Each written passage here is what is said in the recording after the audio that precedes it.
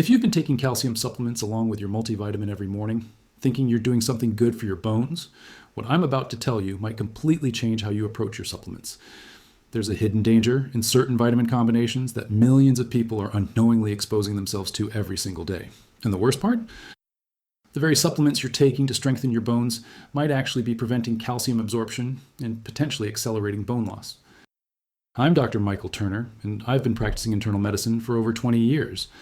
Throughout my career, I've seen countless patients who come to me confused and frustrated because, despite taking all the right supplements, their bone density tests keep getting worse. And when we dig deeper into their supplement routine, we almost always find the same critical mistake. Before we dive into this important topic, if you haven't subscribed yet, I strongly recommend hitting that subscribe button and turning on notifications, so you never miss another health tip made especially for you. If you find this video helpful, please leave your questions and video suggestions in the comments below. I read every single one, and it helps me create more content to help more people just like you. Now, let me tell you about something that happened in my practice just a few months ago that really opened my eyes to how widespread this problem is. I had a patient, Mrs. Helena Santos, a 72-year-old retired teacher from Curitiba. Helena had always been diligent about her health. After her mother suffered from severe osteoporosis, Helena was determined not to follow the same path. For the past 5 years, she'd been taking calcium supplements religiously, along with vitamin D and a daily multivitamin. She walked every morning, ate a balanced diet, and did everything her previous doctor had recommended. But when Helena came to see me, she was devastated. Her latest bone density scan showed significant deterioration despite all her efforts. She actually broke down crying in my office, telling me she felt like she'd failed, like nothing she did mattered. As we went through her supplement routine together, I discovered she was taking her calcium supplement at the exact same time as her multivitamin, which contained high doses of iron and zinc. This is one of the most common and damaging mistakes I see in my practice. Here's what most people don't understand. Calcium, iron, and zinc all compete for absorption in your digestive system. They use the same pathways, the same transport mechanisms in your intestinal cells. And when you take them together, they essentially fight each other for absorption. And guess what usually loses? The calcium. So Helena had been faithfully taking her calcium supplement every single day, but her body was only absorbing a fraction of it because the iron and zinc in her multivitamin were blocking its absorption. But it gets worse. When calcium isn't properly absorbed, your body starts pulling it from your bones to maintain normal blood calcium levels because calcium is critical for heart function, muscle contractions, and nerve signaling. Your body will sacrifice bone density to maintain these vital functions.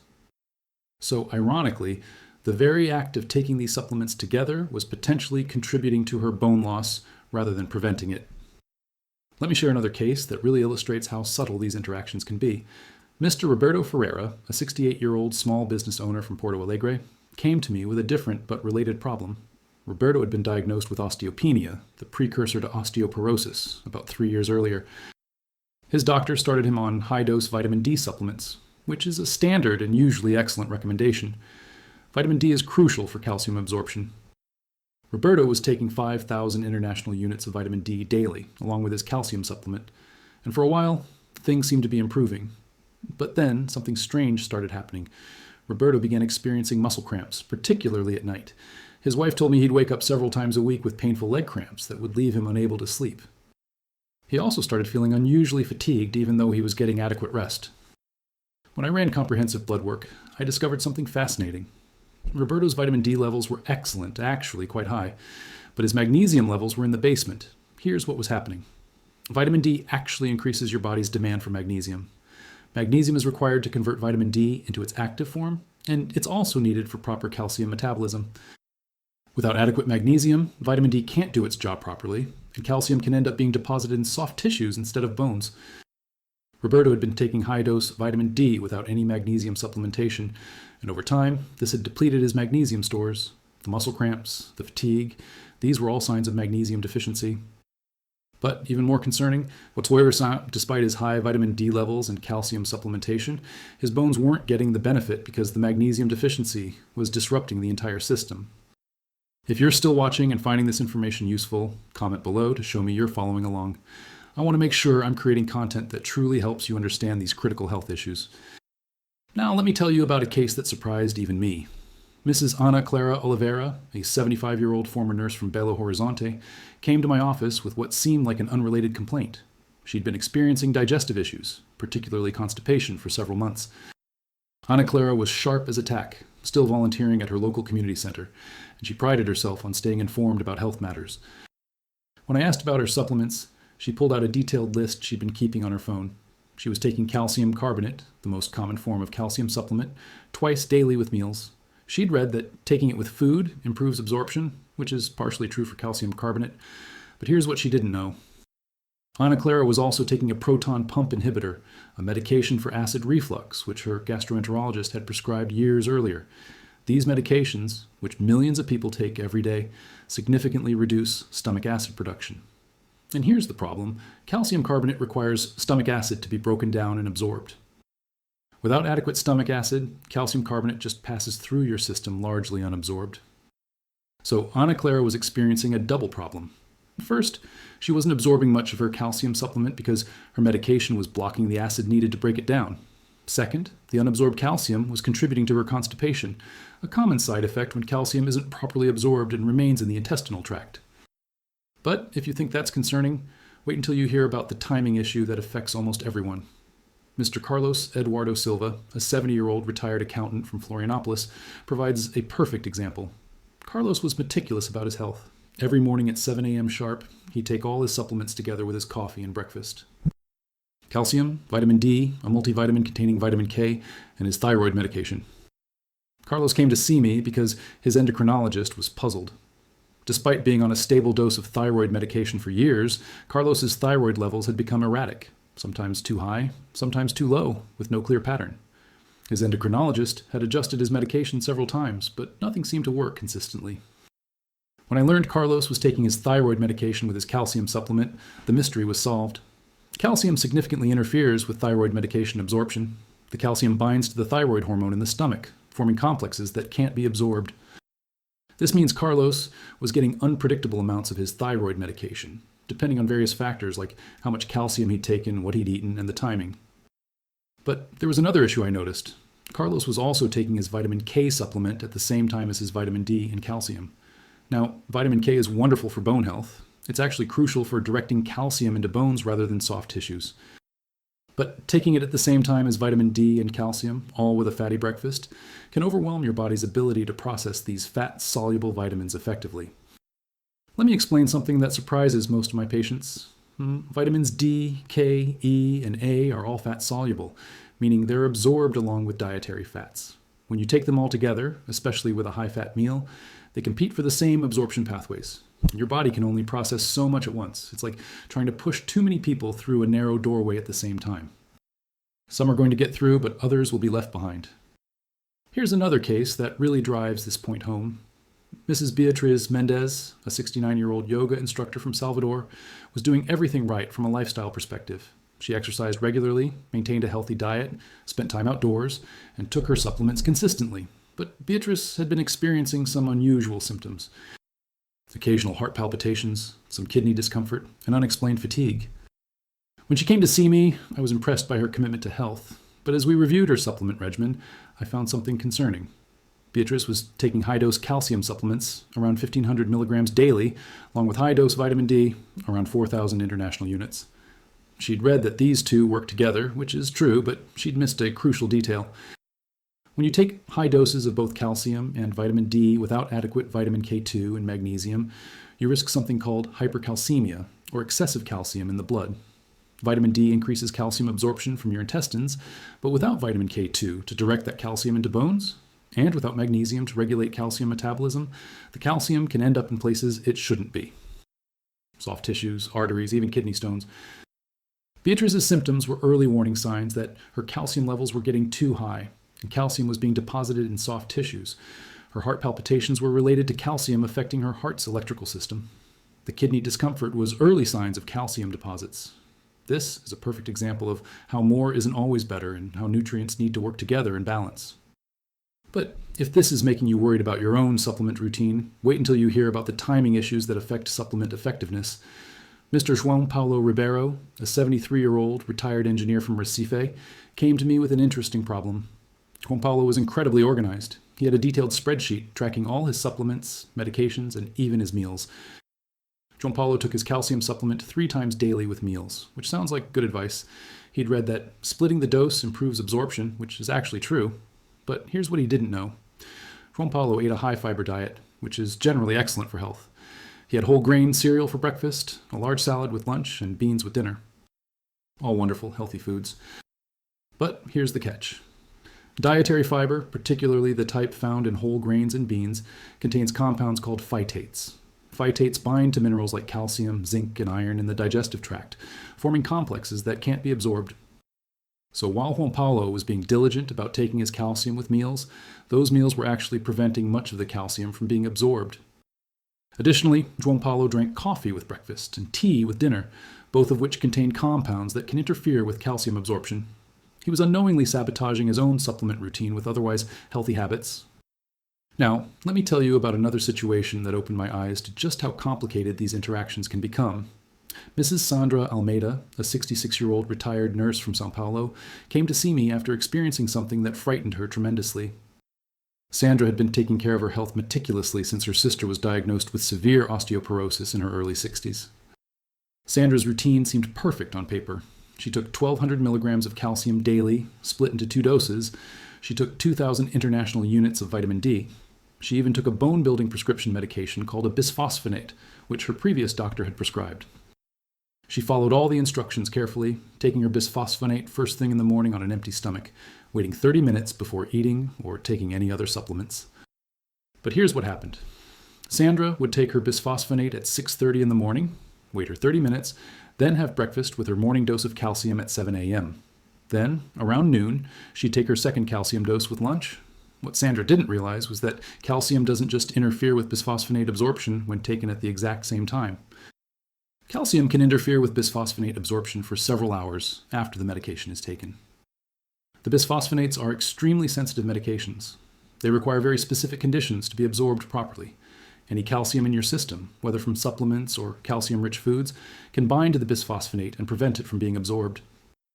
Most doctors recommend waiting at least 2 hours, preferably 4 to 6 hours, after taking a bisphosphonate before consuming any calcium. Sandra had been taking this expensive, potent medication for over a year, but she was likely absorbing very little of it because she was taking calcium too soon afterward. When we adjusted her routine so that she didn't take any calcium or eat calcium-rich foods until at least 4 hours after her bisphosphonate, her next bone density scan showed much better results. She'd been undermining her own treatment without even knowing it. But there's another aspect of Sandra's case that's worth discussing. She was also taking a supplement that contained vitamin E, about 400 international units daily. Now, vitamin E is an antioxidant, and many people take it thinking it's universally beneficial. But here's something most people don't know. High doses of vitamin E can actually interfere with vitamin K function. Vitamin K is absolutely crucial for bone health because it activates proteins that bind calcium to bone tissue. Without adequate vitamin K activity, calcium can end up in your arteries instead of your bones, a condition called vascular calcification. When you take high doses of vitamin E, it can antagonize vitamin K, essentially blocking its beneficial effects on bone and cardiovascular health. Sandra was doing something she thought was healthy, taking a high-dose antioxidant supplement, but it was potentially working against her bone health goals. When we stopped her high-dose vitamin E and ensured she was getting adequate vitamin K2 instead, specifically the MK7 form which stays in the body longer, her overall health markers improved significantly. Let me share another case that really demonstrates how these interactions can manifest in unexpected ways. Mr. Fernando Costa, a 71-year-old retired pilot from Rio de Janeiro, came to me complaining of persistent fatigue and weakness. Fernando was active, still playing tennis twice a week, and he couldn't understand why he felt so drained all the time. When I reviewed Fernando's medical history, I found he'd been taking a calcium supplement with vitamin D for about 2 years. His vitamin D levels had been low when he started, and his previous doctor had recommended supplementation. But Fernando had taken it upon himself to increase the dose, thinking more would be better. He was taking 6,000 international units of vitamin D daily, along with 1,500 milligrams of calcium. Here's what was happening. Vitamin D increases calcium absorption in the intestines, which is generally good. But when you take very high doses of vitamin D along with high-dose calcium supplements, and you don't have adequate magnesium, your body can develop what we call relative hypomagnesemia. This means your magnesium levels might look normal on standard blood tests, but relative to your calcium and vitamin D levels, you're functionally deficient. This imbalance can cause a whole cascade of problems. Magnesium is involved in over 300 enzymatic reactions in your body. It's crucial for energy production, muscle function, nerve signaling, and yes, bone health. When your magnesium is depleted relative to calcium, you can experience fatigue, muscle weakness, cramps, irregular heartbeat, and even anxiety or depression. Fernando's fatigue wasn't just random, it was a direct consequence of the vitamin and mineral imbalance he'd created with his supplement routine. We added magnesium glycinate, a highly absorbable form of magnesium, to his regimen. We also reduced his vitamin D dose to a more moderate 3,000 international units, and made sure he was spacing his calcium intake throughout the day rather than taking it all at once. Within 3 weeks, Fernando's energy levels had improved dramatically. He told me he felt like himself again. He couldn't believe that something as simple as adding magnesium and adjusting his vitamin D dose could make such a profound difference. But this is the reality of nutrient interactions. They matter more than most people realize. Here's another fascinating case. Mrs. Luciana Barbosa, a 68-year-old artist from Fortaleza, came to see me with concerns about her memory. She'd been experiencing brain fog, difficulty concentrating, and occasional confusion. Luciana was worried about dementia, given that her father had developed Alzheimer's disease in his 70s. As I always do, I took a comprehensive history, including all her medications and supplements. Luciana was taking calcium carbonate, 1,500 milligrams daily, along with vitamin D and a B-complex vitamin. She'd started the B-complex because she'd read that B vitamins are important for brain health, which is absolutely true. But here's what Luciana didn't know. Calcium can interfere with the absorption of vitamin B12, particularly when taken in high doses or when stomach acid is low. Vitamin B12 requires adequate stomach acid to be separated from the proteins it's bound to in food or supplements. Calcium carbonate reduces stomach acid, and high amounts of calcium can also directly compete with B12 for absorption in the intestines. When I tested Luciana's B12 levels, they were quite low despite her B-complex supplementation. Her brain fog and cognitive symptoms weren't early dementia. They were symptoms of B12 deficiency, which can mimic dementia very closely. B12 is crucial for nerve function, brain health, and red blood cell production. We switched Luciana to calcium citrate, which doesn't affect stomach acid, and made sure she took her B-complex at a completely different time of day from her calcium. We also added a sublingual B12 supplement that bypasses the digestive system entirely, ensuring better absorption. Within 2 months, Luciana's cognitive symptoms had resolved almost completely. Her relief was enormous. What she'd feared was the beginning of dementia was actually a correctable nutritional deficiency caused by supplement interactions. Now, let me tell you about Mr. Antonio Souza, a 74-year-old retired mechanic from Manaus whose case taught me something valuable about individual variation. Antonio came to me after his wife insisted he get a checkup. He'd been experiencing joint pain, particularly in his knees and hips, and had been taking high doses of calcium thinking it would help his joints, along with glucosamine and chondroitin supplements. What Antonio didn't realize is that excessive calcium supplementation, especially without proper cofactors, can actually contribute to joint problems. When calcium isn't properly directed into bone tissue by vitamin K2 and regulated by magnesium, it can be deposited in soft tissues, including cartilage and joint spaces. This can cause calcification of cartilage, making joints stiffer and more painful. Additionally, Antonio was taking his calcium supplements with his glucosamine, and there's some evidence that calcium can interfere with glucosamine absorption. So not only was his calcium potentially contributing to his joint problems, it was also potentially reducing the effectiveness of the glucosamine he was taking for joint support. When we restructured Antonio's supplement routine, reduced his calcium dose to a more reasonable amount, added vitamin K2 and magnesium, and separated his glucosamine from his calcium by several hours, his joint pain gradually improved over the next few months. He was amazed that something he was taking to help his health was actually contributing to his symptoms. Let me share one more case that really illustrates the complexity of supplement interactions. Mrs. Mariana Costa, a 77-year-old retired pharmacist from Brasilia, came to see me with a concern about her bone health. Now, you might think a retired pharmacist would have all this figured out, but even Mariana had fallen into a common trap. Mariana had been taking a comprehensive bone health supplement that contained calcium, vitamin D, vitamin K, magnesium, and several other minerals. It seemed perfect, right? Everything in one convenient pill. But Mariana wasn't seeing the improvements in her bone density that she expected. Here's the problem with these all-in-one formulas. While they're convenient, they often don't provide optimal absorption because all these nutrients are competing with each other. Calcium and magnesium compete for absorption. Calcium and iron compete. Zinc and calcium compete. When you put everything together in one pill, especially at high doses, you create a traffic jam in your digestive system. Additionally, these comprehensive formulas often contain calcium carbonate, which requires stomach acid for absorption, along with magnesium oxide, which is poorly absorbed and can cause digestive upset. The vitamin D dose might be too low to be effective, and the vitamin K might be the wrong form. It looks good on paper, but in practice, your body might be absorbing very little of what's in that pill. Mariana and I worked together to completely restructure her supplement routine. We separated her calcium from her multivitamin.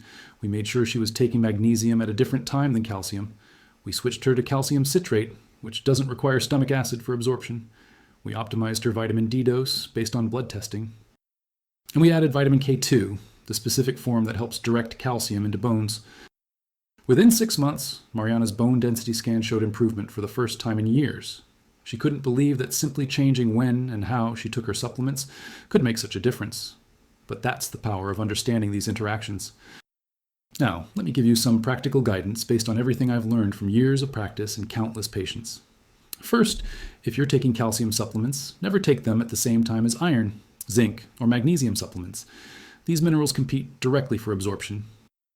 If you're taking a multivitamin that contains iron or zinc, take it at least 2 to 3 hours away from your calcium supplement. Second, if you're taking high-dose vitamin D, and many people should be, make sure you're also supplementing with magnesium.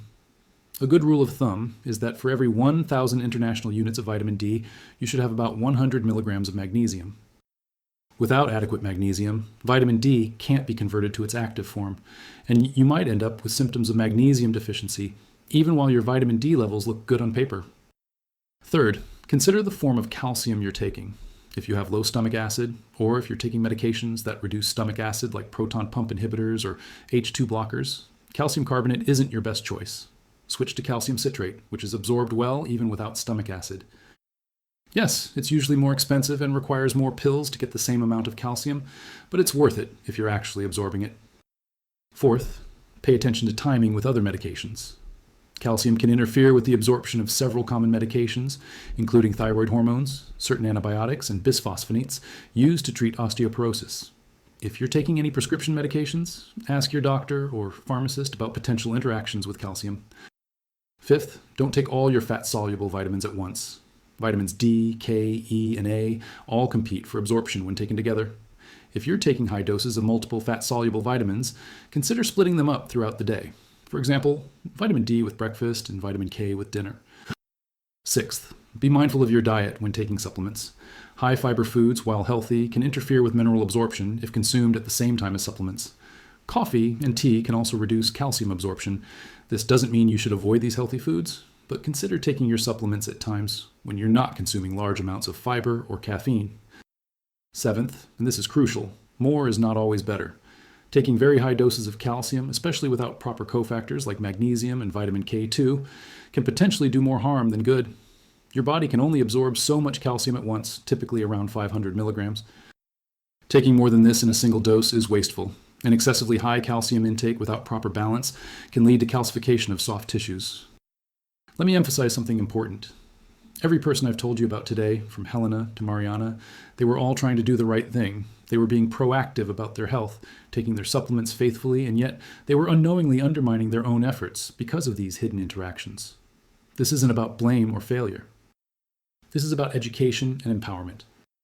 The supplement industry is largely unregulated, and most people are never taught these critical details about timing and interactions. Your doctor might prescribe calcium and vitamin D, but they might not have time to explain all these nuances about when and how to take them, and that's where problems arise. I want you to understand that bone health isn't just about calcium. Your bones are living tissue, constantly being broken down and rebuilt. This process requires not just calcium, but also vitamin D, vitamin K, magnesium, protein, and numerous other nutrients. They all work together in a complex dance. When one element is out of balance, the entire system suffers. Think of it like building a house. Calcium is like the bricks, but you need mortar to hold them together. That's where magnesium comes in. You need a blueprint to know where to put the bricks. That's vitamin K2. And you need workers to do the actual construction. That's what vitamin D does by regulating calcium absorption and bone metabolism. If any of these elements are missing or not working properly, you can't build a strong house. Here's what I recommend you do after watching this video. First, make a list of all the supplements and medications you're currently taking, including the exact forms and doses. Then, look at when you're taking each one. Are you taking calcium with iron? Are you taking high-dose vitamin D without magnesium? Are you taking everything together in the morning? Next, schedule an appointment with your healthcare provider. Bring your list and discuss the timing and combinations. Ask about getting your vitamin D and magnesium levels checked. These simple blood tests can provide valuable information about whether your current supplement routine is actually working. If you're taking acid-reducing medications, talk to your doctor about whether calcium citrate would be a better choice than calcium carbonate. If you're taking thyroid medication, make sure you're separating it from calcium by at least 4 hours. If you're taking high-dose vitamin D, discuss adding magnesium and vitamin K2 to support proper calcium metabolism. Remember, the goal isn't to take more supplements. The goal is to take the right supplements in the right way so your body can actually use them. Sometimes taking less but timing it better can be more effective than taking more at the wrong times. I've seen so many patients transform their bone health simply by optimizing their supplement routine. Helena, the retired teacher I mentioned at the beginning, her latest bone density scan 6 months after we restructured her supplements showed improvement for the first time in years. Roberto's muscle cramps disappeared within weeks of adding magnesium. Ana Clara's digestion improved when we switched her to calcium citrate and separated it from her acid-reducing medication. These aren't miracles. These are simple, evidence-based adjustments that respect how your body actually works. Your body is an incredibly sophisticated system, but it needs the right nutrients at the right times and the right combinations to function optimally. One last thing I want to emphasize. While I focused a lot on supplements today, remember that food should always be your primary source of nutrients when possible. Dairy products, leafy greens, sardines with bones, fortified foods, these provide calcium in a form that's naturally balanced with other nutrients. Supplements are meant to supplement a healthy diet, not replace it.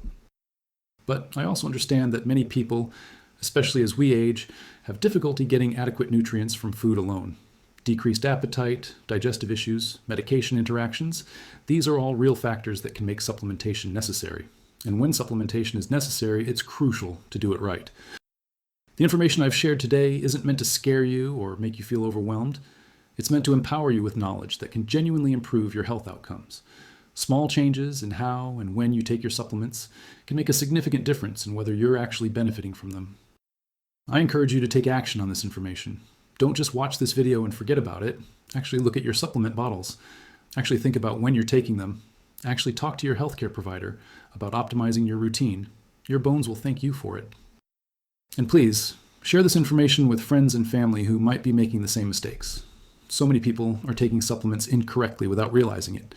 By spreading this knowledge, you can help others avoid years of ineffective supplementation and potentially prevent serious bone health issues. Remember, optimal health isn't about taking the most supplements or spending the most money. It's about understanding your body, working with qualified healthcare providers, and making informed decisions based on evidence and individual needs. You deserve to have supplements that actually work for you, not against you. Thank you for taking the time to learn about this important topic. If you found this information valuable, please like this video and leave a comment below with your thoughts or questions. I read every comment and use your feedback to create more helpful content. And don't forget to subscribe and turn on notifications so you don't miss future videos where I'll continue to share practical, evidence-based health information that can make a real difference in your life. Take care of yourself, take your supplements wisely, and remember that knowledge is one of the most powerful tools you have for maintaining your health as you age. I'll see you in the next video.